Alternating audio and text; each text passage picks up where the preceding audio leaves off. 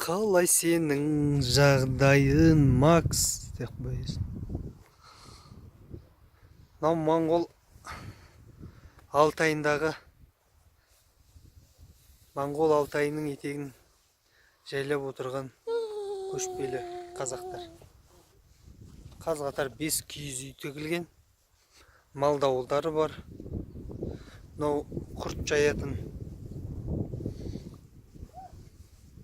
өрелері. Мынау жатқан ит.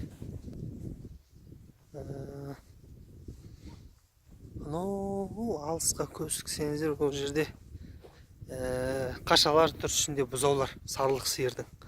Қодас дейді ғой, әне, қодастар кетіп барады.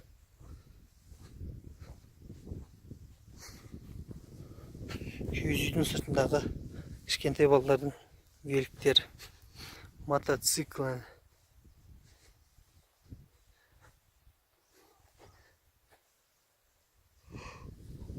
Осындай.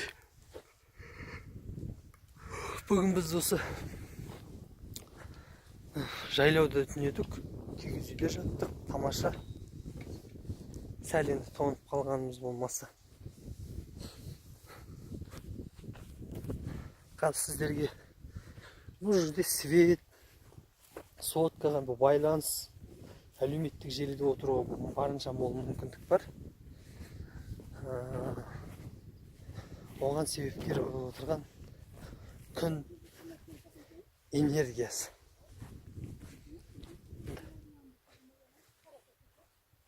Әрбір киіз үйде осындай күн энергиясы бар. Осы арқылы свет жылы болады. Мынау Бану деген қыз